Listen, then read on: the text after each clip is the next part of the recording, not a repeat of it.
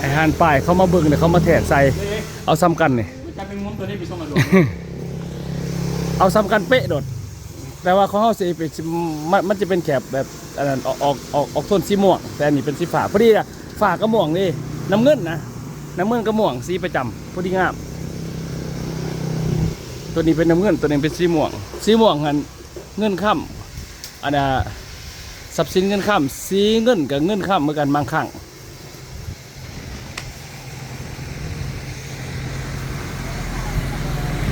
โยงท่านนะครับเป็นอะไรมีคลิป YouTube พร้อมกันอะไรไม่มีเกี่ยวแมนอันนี้เป็นรุ่นบุกเบิกกันเถอะเนาะทีมงานเพชรบางเล่าสำนักงานใหญ่นครหลวงเวียงจันทร์ไม่ได้ผู้บริหารนั่นนี่นะไม่ได้ผู้บริหารนั่นนี่นะเป็นเบิร์ดดิกำลังจัดแจงอันนั้นออฟฟิศแต่เนาะตกแต่งออฟฟิศกันกำลังมือนี้เตรียมห้องประชุมกำลังเตรียมสีค้นเครื่องค้นของกันนะเนาะเสียบใช้บดไปนะโอ้ยเดี๋ยว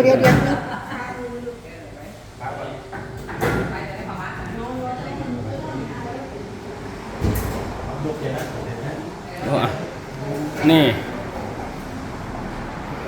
แม่มันนี้เขาใส่เนี่ยมันก็คันเขาคันประตูเขาถนัดนะคล้องคล้องเวลาเป็นมากวดช้างนี่โอ้ยดูดีโหลดลักษณะแบบมาตรฐานอยู่นะ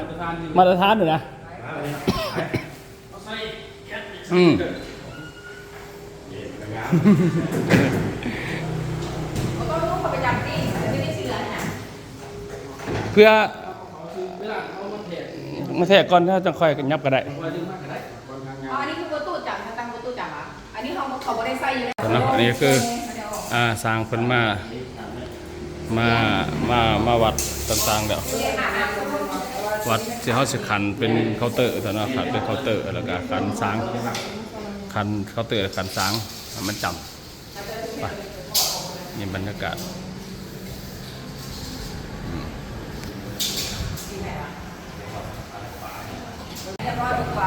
กำลังคุยเรื่องการ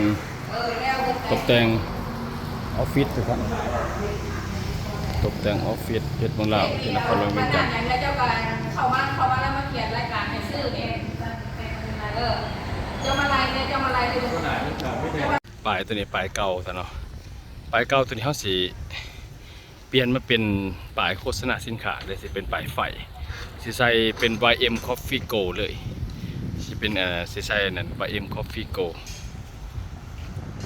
สิใส่เป็นป้ายโฆษณาผลิตภัณฑ์ตัวนี้โอ้พากันอนามัยยังนักช่วงนี้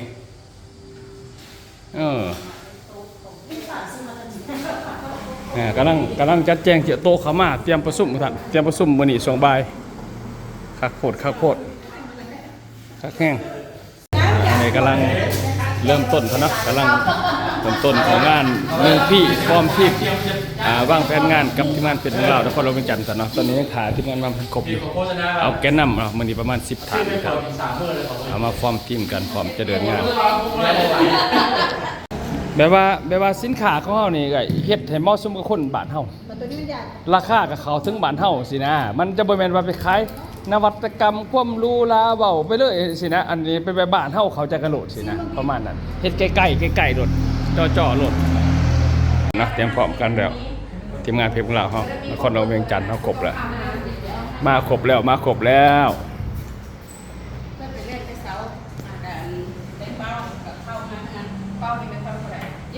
ธนาตอนนี้กำลังเริ่มต้น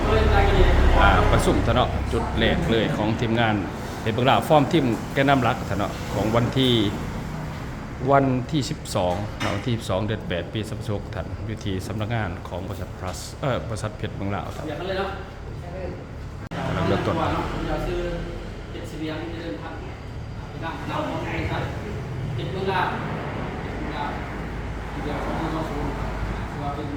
สำนักงานใหญ่เป็นอย่างนี้เด้อสำนักงานใหญ่เป็นนครหลวงเวียงจันทร์ผู้จัดการผู้บริหารจัดการอาจจะเดี๋ยวค่อยๆเปิดโมกันไปผู้ใดเป็นเจ้าใดผู้ใดนอกทางประธานใหญ่คุณอาจจะเป็นโต้แต่ว่าผู้ใดเนี่ยว่าซะแต่ว่าในการเข้าบ้านตัวนี้ก็คือให้ผู้ว่าที่เป็นที่มาของบริษัทของเราใช้เป็นยังไงอย่างไรเดี๋ยวถ้าเข้าในอนาคตเป็นยังไงเนาะถ้าก็เพื่อนอย่างไรถ้าก็ท่านึงอย่างไร เช็ดได้ให้องค์กรของแต่ละที่เป็นตัวมีหลายอย่างในการประกอบในการประชุมนี้ปัจจุบันนี้เป็นโอกาสดีนะครับคณะของเราคือธรรมการอาจารย์ทุกชัยวิชาที่เป็นการมาเพื่อทำข้อมูลจักในคณะของเราทั้งตัวมือโดยเกียรติก็ดูการในข้อรับรู้นำข้อมูลเราเอาของงานจริงๆกับพี่แกหลายคนเนาะที่จะมาความงานกันว่าแต่ก็ไม่ยังเพราะว่าเขากันยังมีหลายทางหลายทาวสิมาเจอกันในเทศกันนี่เนาะเพราะว่าการหาเป็นมวยสิหาง่ายๆเนาะไปเจออุปสรรคไปเจอน้ำเบียกเพื่อว่าเจอปัญหาหลายคนอาจจะเจอแล้วก็พวกคอแล้วก็บางคนอาจจะคอก็มากหลายอย่างแต่ว่าในเพลงของเราอาจจะเห็นยุคหนึ่งเห็นสุดท้ายอาจจะว่ามีไฟเป็นไม้กันหนึ่งในการว่ามีขึ้นนอนหรือโมมีขึ้นหรือในเบียกเป็นบริษัทของเราที่ไปสุดท้ายหรือสำคัญมาทำวิจัยของกันบอเนาะทำวิจัยของกันมันจะเซ็ตในห้องมี2ทางหนึ่งที่สามารถเป็นสิ่งที่เรามีในรับมือแต่ว่าวัฏจักรก็ได้แล้วก็เป็นจริงในคนโลกของเฮาเนาะเกิดขึ้นสมมติมารับไปก่อนจะรับก่อนจะเกิดขึ้นก่อนจะเสื่อมมันก็มีที่ไปเรื่องมากมากแต่ว่าในเป็นพวกเราอาจจะเป็นจุดคำนวณหนึ่งที่เฮาอาจจะมีแนวคิดแบบนึงว่าคือเขาจะว่าอะไรวัฏจักรก็ได้เรื่องการใช้ชีวิตของเราอย่างนี้บางคนก็มีทิศทางตัวเองแต่ว่ามาลองศึกษาดูเพราะว่าจะเป็นการนำใจไปแล้วอาจจะคิดคุณแม่ที่ได้เข้าไปแต่ละคนมันสุขภาพธรรมดาเลยเนาะคือว่าเนี่ยเจอบาดแผลมาหลายแล้วเนาะหรือบางคนอาจจะมาเจอกับมีดเยอะมากอาจจะเป็นยุคหนึ่งเปลี่ยนทางที่กำลังแห้งกำลังสั่นแต่ว่าคือเราต้องเริ่มอย่างนี้เนาะเพราะว่าคนเล่าเขาจะอาจจะมีแนวทางหลายอย่างที่แตกต่างกับวิชาอื่นเนาะแต่ว่าในสิ่งที่ขายขึ้นกันคือเรื่องโภชนา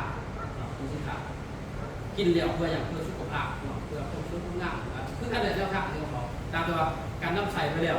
ของใครสีดีของใครในสีส้มปอกันไหนอะไรแต่สิครับมาเป็นเรื่องที่ว่าเราต้องไปยกขึ้นมาป้ายขึ้นเฮ็ดดีเอาชีวิตการไปอยู่ของพวกพักคละคือผ่านมาพวกเขาจะไปศึกษามาหลายเลยตัว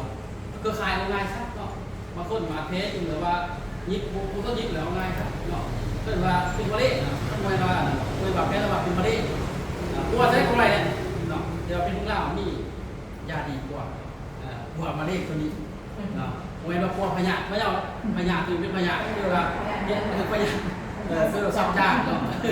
พญาสับจางเดี๋ยวว่าเขามีที่ไปที่มาของมันแต่ว่าเขาไปศึกษาบนมันอะไรแต่เขาจะเชื่อมันว่านี่เป็นพวกเราเป็นสิ่งที่สักส่วนสิ่งที่ได้เข้ามาเดี๋ยวว่าให้ที่เขาเป็นในสิ่งกับในด้วยแต่ว่าในกลางเนาะอาจจะเป็นคำประทานคนอาจจะมาบอกว่าเป็นอะไรที่ทางอะไรแต่บางคนเราอาจจะมีบอร์ดที่มีที่บอร์ดเราไปเป็นผู้บริหารไปเป็นผู้จัดการไปเป็นผู้แทนต่างๆเพราะว่าไปมาก่อนก็คือเด็กอย่างเลยคือจะเป็นโมเดลของบริษัทว่าควรจะอยู่ที่ใดที่ไหนแต่ว่ามันถึงว่าคนที่มากเดียวมีเพิ่มมามีฐานเดียวกันไว้ต้องสามารถดูคะแนนวิจัยบอสิมักจะแท้บอจิตก็แล้วมักจะบอมักจะยุ่งกันแบบใดยังสินะแต่ว่าละมาจีบเพื่อว่าจีบเพราะในพักเตอร์ซับจะดีกว่าไหนเนาะจีบไปเงาหน้าหรืออะไรเบิ่งมีข้างเนี่ยข้างเนี่ยอะไรถ้ามันเกิดว่าดีแล้วมาเขาบอกว่าอยู่นี่เนาะประมาณนั้นแต่คนเบิ่งได้ยังเป็นยังไงแต่ว่าเชื่อมันว่าทุกท่านที่อยู่นี่เนาะควรแล้วจะประสบการณ์ธรรมดาก็ขอเจ้าตามเบิ่งเนาะประสบการณ์ธรรมดาเบื้องผิวหน้าแต่ว่าข้าพเจ้ามาดีครับคือกับประธานด้วยกันกับข้าพเจ้ามามาดีมวยว่าผู้ได้เป็นสกีเนาะควรแล้วจะเข้ากับมาศึกษากันเนาะมาสอดคล้องกันเพื่อข้าพเจ้าอาจจะมีทั้งตัวเพื่อยทั้งตัวอ้ายต่างๆอาจจะมี2 มี 3ข้าพเจ้ามาศึกษาเนาะหรือว่าโคต้าในเรื่องข้าพเจ้าใน2ข้าพเจ้าประสบความสำเร็จต่างๆสนับต้องแลกเปลี่ยนกันเนาะก็ให้เป็นคนเดียวว่านะเพื่อกระนำไม่ต้องตีแก้วเนาะก็ให้เป็นขนาดเนาะข้าพเจ้าครับพยายามผมเคยเตรียมเสือพยายามตื่นตลอดตื่นตลอดเนาะเพราะข้าพเจ้าครับศึกษาเรื่องไฟบริสุทธิ์ไฟว่าเป็นยังไงจังสีมีเพื่อว่าต้นประโยชน์แก่ได้จริงๆเนาะเราเป็นการเสียเวลาเดี๋ยวมาฟังข้อมูลต่างๆเนาะครับทางประธานใหญ่เขาทางประธานใช้ พิชาทุกคนจะให้ข้อมูลแล้วก็เอาของ